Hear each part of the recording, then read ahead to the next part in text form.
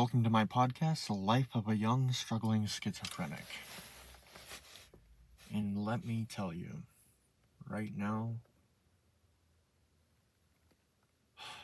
I'm definitely struggling. Definitely struggling right now. I struggle with, like I said, depression, anxiety, suicidal ideation.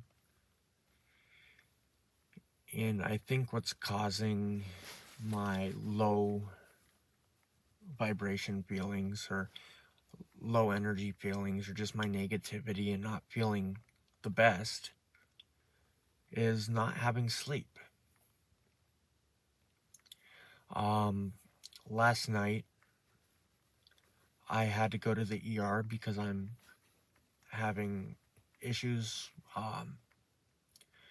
I guess if this is a place to get open and honest on, that's what it's for, is I have a prolapsed rectum and have had it for a while, and it's just horrible.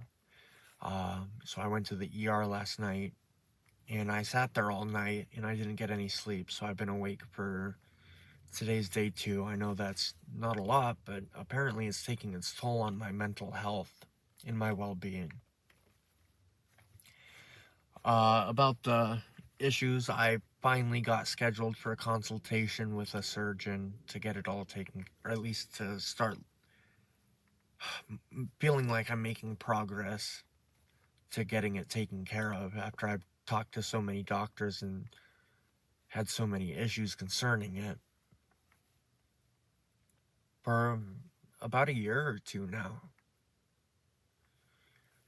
But I'm getting these feelings and these thoughts just that, like, I'm not good enough, that I'm letting somebody down or myself.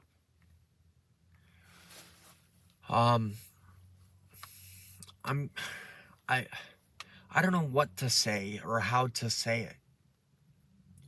Maybe I'm going through a spiritual awakening. Maybe I'm just crazy and draw connections where there aren't any. Maybe, I don't know, maybe, I just don't know. What I do know is that when I've been awake, I'm assuming this is the cause, but I begin to hear voices, which I haven't been hearing on my meds and regular sleep schedule, or irregular, but more regular than it had been, or it was last night. I didn't hear any voices, and now I'm hearing voices. I'm having delusions, or I guess you could call them delusions, but they're not. I see the lines, and they're not phallic lines. There's no fallacy in this logic to me. But then I tell myself that there is a fallacy, and that it's delusional. I feel like that comes from my last partner often using my schizophrenia as a way out, or as the whipping boy. And if something went wrong, or something happened that he didn't want, or he messed up, or somebody messed up against me, he would say, "Oh no, it's just your schizophrenia." And I would argue and argue, and everybody else would just eventually say, "Yes, it's your schizophrenia." So I've been told it's my schizophrenia, and I started to believe it. But then later on down the road, they would admit that it wasn't, and I was right all along. And let me tell you, that is detrimental. That alone is enough to drive a person to insanity, death.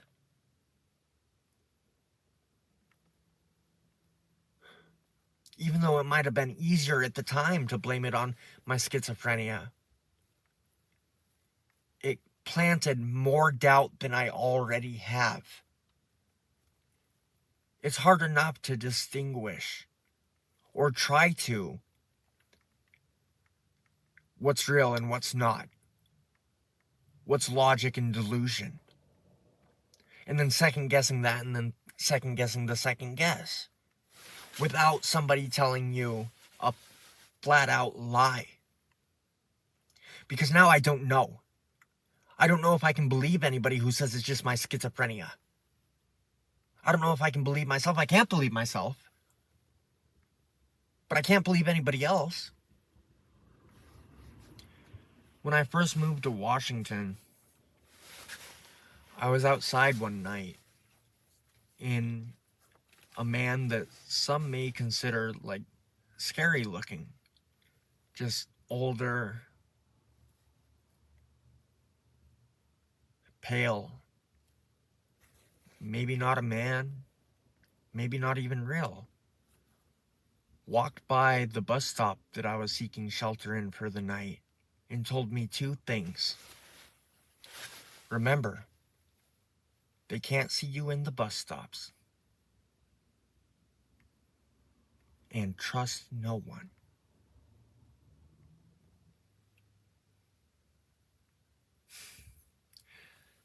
Now, the fact that he said trust no one after he said they can't see you in the bus stops means, should I trust him? But there's a level of trusting somebody without precedence. I have found that in the bus stop, they can't see me.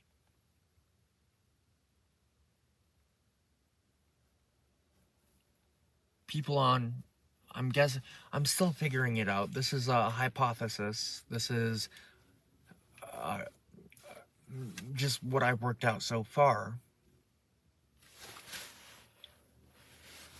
In the bus stop, people on this realm seem to be able to see me. But maybe the spirits can't? Or maybe there's some sort of level of protection within the bus stop? I don't know if that's for everybody. I don't know if that's for me or a certain group of people. But I know the voices dim down when I'm under a bus shelter.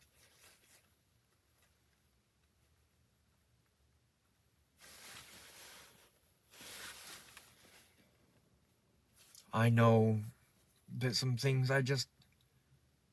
it feels true, and it has for the last 4 or 5 years I've lived here. There's some other crazy bus story stuff, or bus shelter stories and stuff that I could tell. But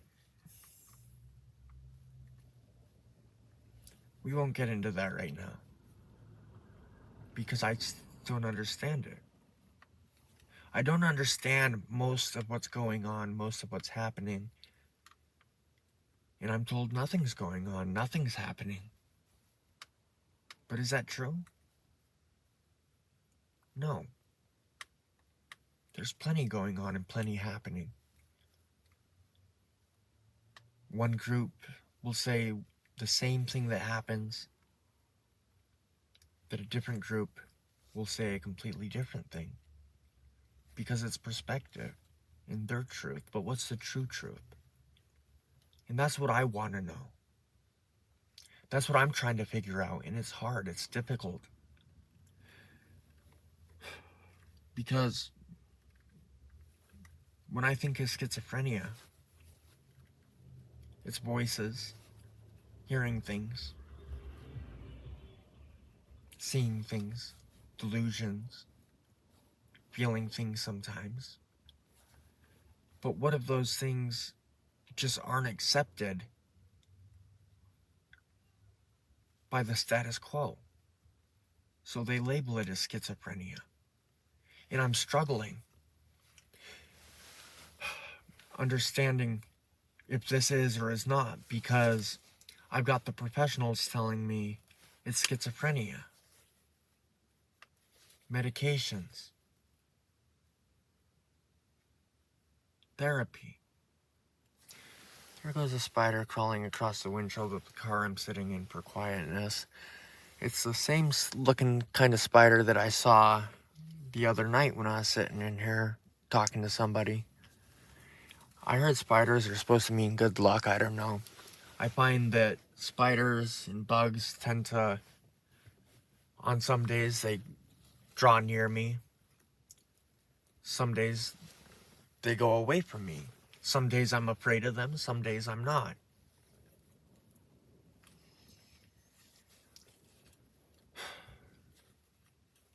But what I was saying is, the schizophrenia, what if it's not a mental illness? That spider is creeping me out, kind of. I don't know.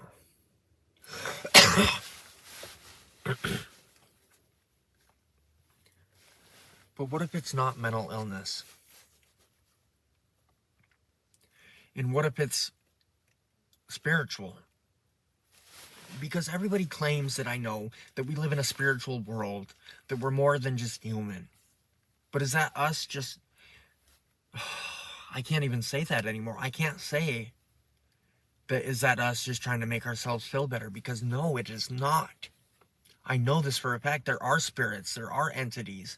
I might not know what they serve or what purpose they are, or good nor evil. But I know they're there, and I know they're real. I posted on my Facebook, let me pull it up real quick to get it verbatim.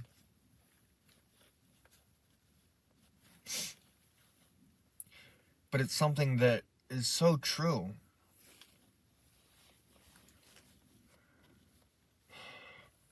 Once your eyes have seen, you can never reverse it. Or can you? Is ignorance bliss? If I know not what hunts at night, I cannot fear it. Does that leave me protected or clueless?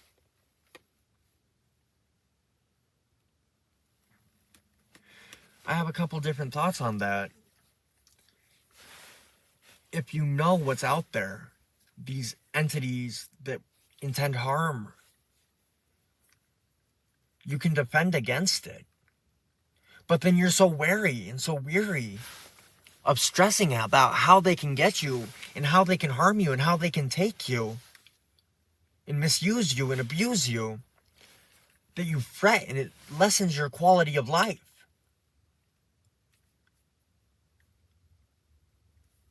But you can defend against it, or try to, or you can do the best that you think you can, or you know how to, or you can seek help. But who says anybody will help you with your best interest in mind? Or if you don't know about them, and you wander through the night without knowledge of them being there, or even the day without knowledge of them being there, you're stressless. Well, maybe not stressless, but you have no stress to your knowledge dealt by that. It's a coincidence.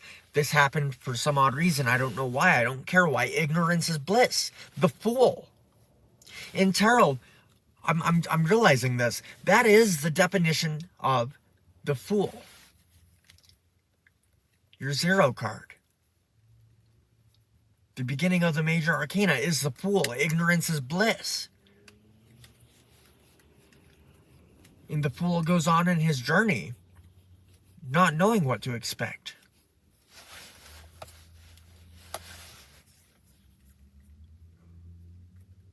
Wow. It makes me want to look. I don't have a tarot deck on me right now.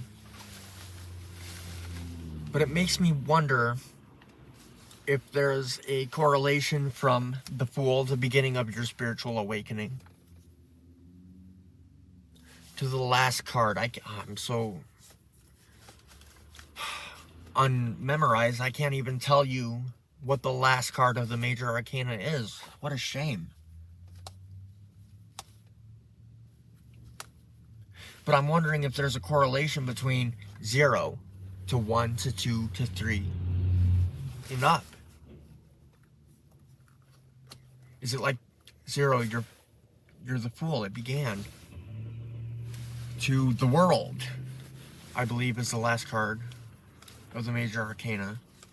And that's what you understand at the end of your spiritual journey. I'll have to look into that and get back to you.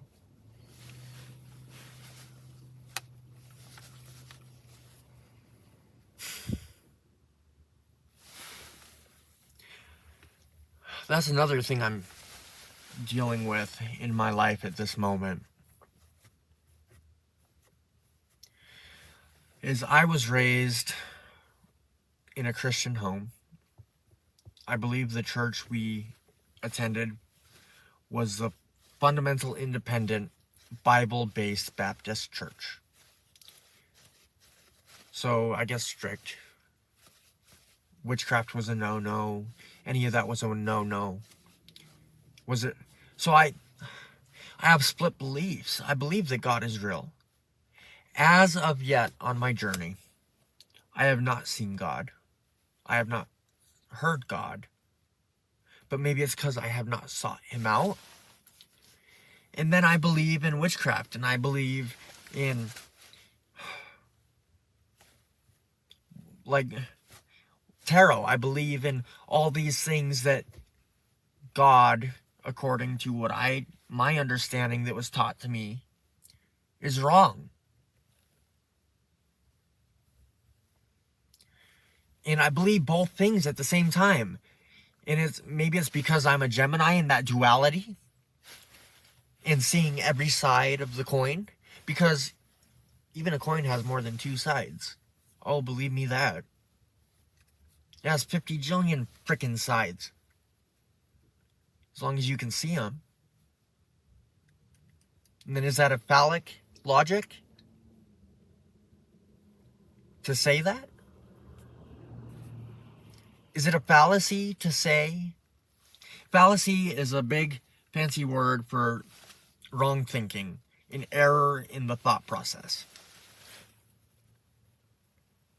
Look it up. I don't have the brain power to remember it right now, but it's pretty much like there's a fallacy in your logic. There's an error. But what if... Now I have to explain it. So, A plus B equals C. Let me look it up.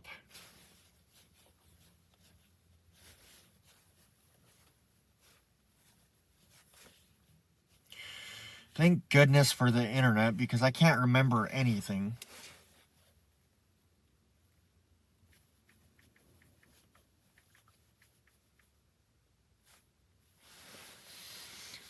An example of a fallacy.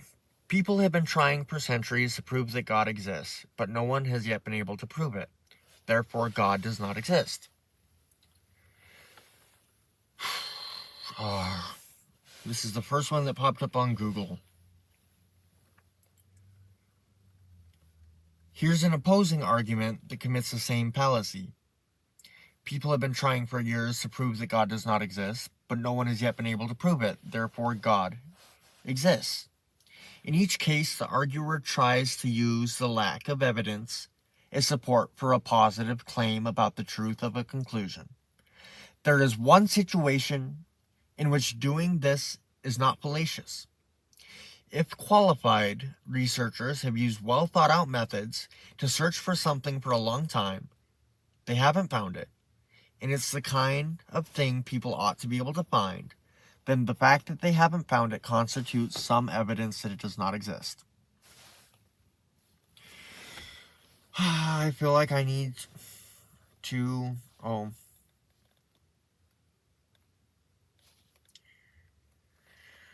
This is coming from writingcenter.unc.edu. I don't know if I'm going to get sued for doing this or reading that.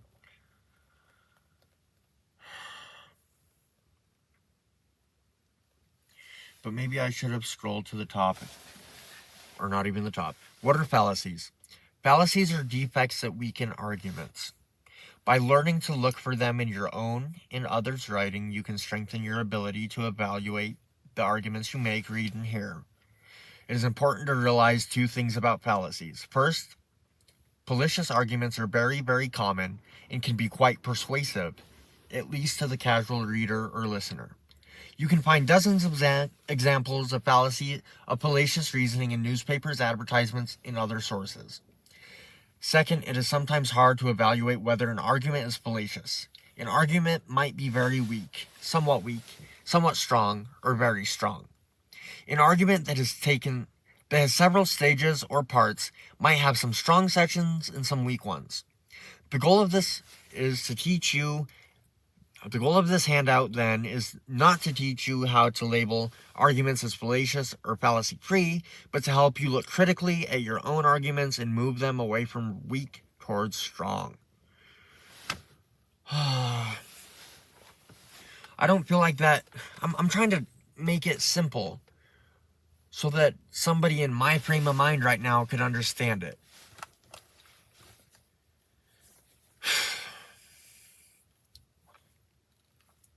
A fallacy is pretty much like, it's a truth and a truth put together to connect dots that aren't connecting, that don't logically connect. I don't even know where I was going with this. I literally got off on a squirrel and I am lost. I don't know if I should just pause and go back.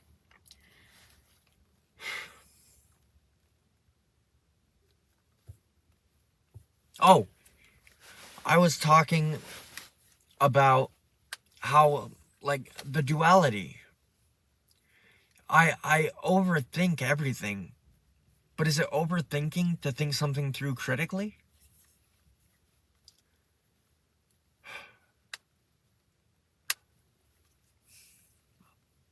I just don't know.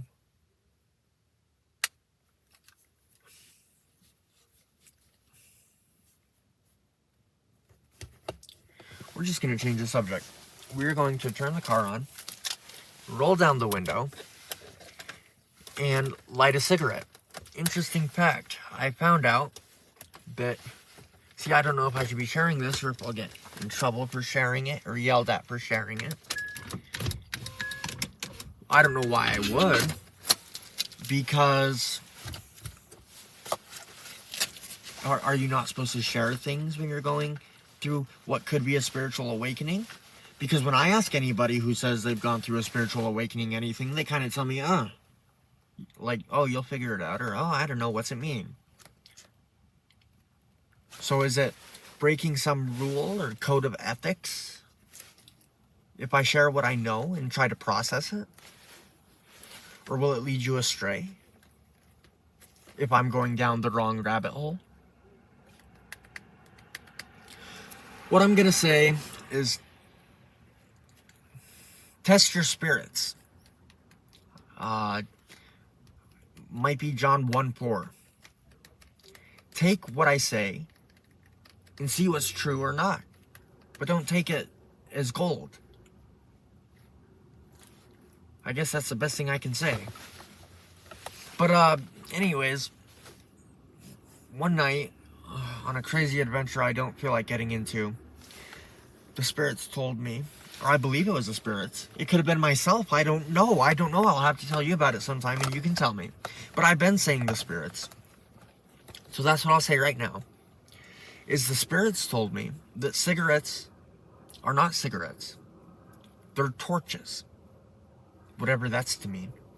I've heard other people call them torches as well. And then when I ask them about it, they don't tell me. Or they say, I didn't say torch. I didn't say that. Or, oh, I don't remember saying that. But I'm going to light my torch and see where things go.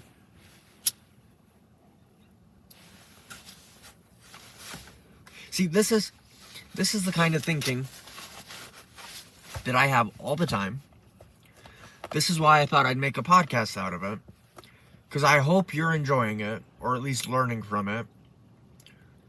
It feels, I'm feeling better having talked about, like, my thoughts. I feel better now. Like, I feel like I vented. And hopefully it can help somebody. It helped me, so it helped somebody. But hopefully if you listen to my podcast and you sat through this rambling, it can help you. I don't know how long I've been out here. I didn't look at the time. 565 seconds. I think that... Yeah, 567 seconds now. Since the beginning of the podcast. So... it's the longest episode I have, and I went into great detail of maybe nothing, or maybe a lot. Or maybe not enough detail, I don't know. But I feel better. It might be time to just say thank you for listening. If you enjoyed what you heard, or you're intrigued, be sure to like the podcast, follow it, subscribe, whatever it is on your streaming service. I am using RSS.com, so it appears on a lot of things. But this is an RSS feed. The life of a young, struggling schizophrenic. Thanks for listening, and tune in next time.